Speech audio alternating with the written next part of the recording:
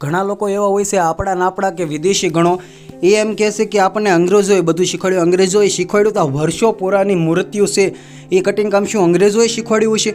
તમે જુઓ, આ મૂર્તિ અત્યારે બનાવવી પણ અઘરી પડી જાય એવી હંધી મૂર્તિઓ છે.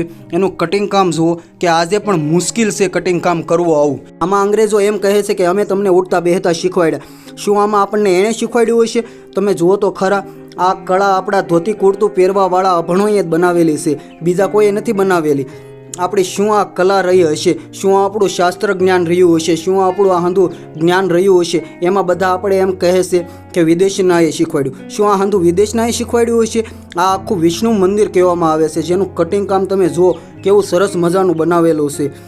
આપણી પ્રાચીન સંસ્કૃતિ જોતા તો એવું લાગે છે કે વિદેશને જે આપણી આરે થતાં ઘણો સમય વયો જાહે તારે હંધા રાજ સુલજી શકશે.